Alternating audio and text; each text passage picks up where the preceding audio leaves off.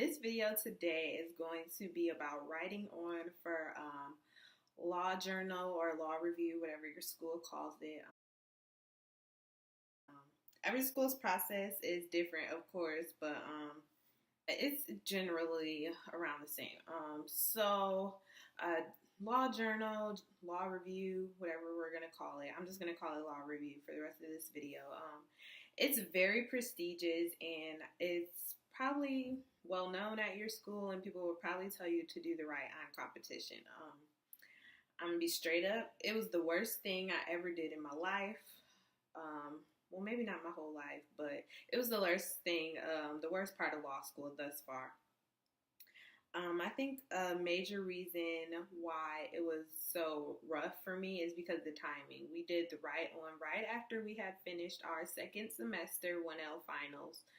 So we finished finals on like Friday, and we got the problem for write-on Monday. And in my mind, it was like once we finished finals, I was done with my first year of law school. But then they're like, no, you guys got to do this write-on competition. You're not done yet. Ha, ha, ha. We got you. And so I was like not into it at all. We had 2 weeks to do it. I probably didn't even look at the majority of it the first week just because I really just wanted to be done. So, if I could go back and do it all over again, I probably would have invested more time and blah, blah, blah. But everything happens for a reason, and yeah.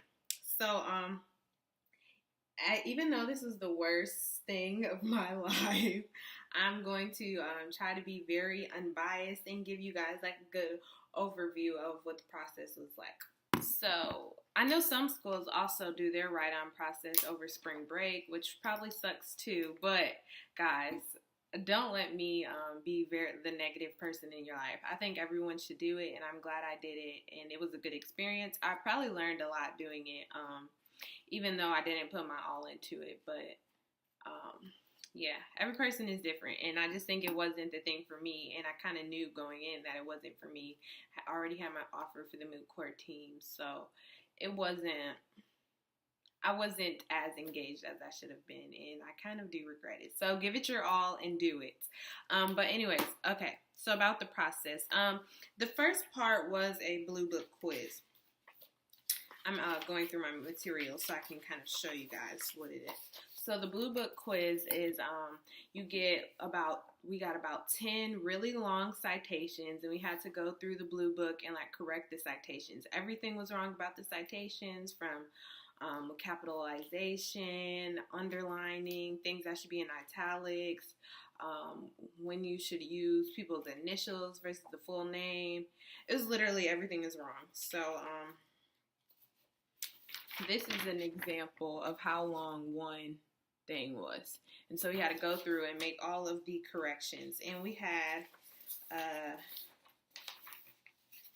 9 of those. Nope, actually we had 11 of those, not 10, my bad. So yeah, that was that. And when you're on Law Journal, I guess this is the big part of what you do, and it's called spading.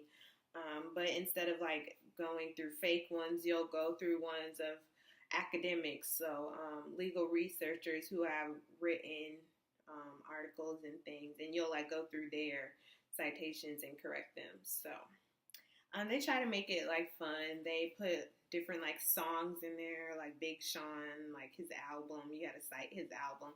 So I guess they really tried to make it fun, but I ain't like it. Okay, so the second part was writing a case note. So we received about 100 pages of cases. This is it, y'all. As y'all can see, I kind of went through and did a little bit of highlighting, a little bit. Probably should have did a little bit more. But yeah, that we received about 100 pages of cases. And we also received like an example of what a case note is. Because, before this, I had no idea what a case note was. But yeah, so there was like a main case, and the main case had to do with someone who was required to unlock their cell phone by giving their thumbprint. And it was, trying to figure out how you can require someone to unlock their cell phone using a thumbprint, but you can't require them to give their verbal password, or you can't, like a numerical password, or you can't require that someone give you the key to your safe. So like, what's the difference? How is it different? Because it is the thumbprint and, you know, a part of your body, because you can be required to get like a thumbprint in, you know, for like DNA or whatever. So it was actually really interesting. But like I said, it was just the timing, y'all. I feel like if this had been during any other time of the semester, I would have done a lot better. So we had like a 12-page, I think it was 12-page limit. I don't remember if it included the citations or not. I only did about 7 pages. It wasn't like you had to do 12 pages. It was just you should do around 12 pages, and they like advised you to use as many cases as you could.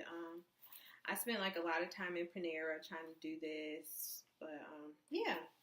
So ultimately, I received an offer to join Emory's International Law Review, and this was my second choice. So my first choice was ELJ, which is Emory Law Journal, and for ELJ, you can write about any topic that you want to write about.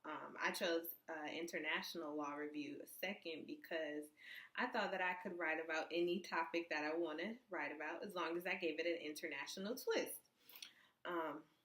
So yeah, I ended up getting an offer to my second choice, but as I stated in my moot court video, at Emory you can only do moot court or mock trial or journal. You can't like do 2 or 3. So I ultimately decided to go ahead and do moot court. Like I said, I was not happy during this write-on process, and it could have been all about the timing, or it could have just been I didn't like to do the work. But yeah, so that's my write-on process.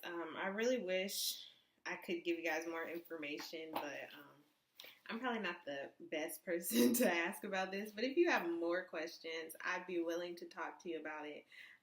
Being unbiased, I think I can do that. But yeah, so law journal, another option that you have being in law school. Judges love it, attorneys love it. It'll probably help you get a job offer, but at the end of the day, what's for me is for me. Woo! Ow, that was really dumb. I tried to do like a big, you know, let all the papers fall. Okay, bye guys.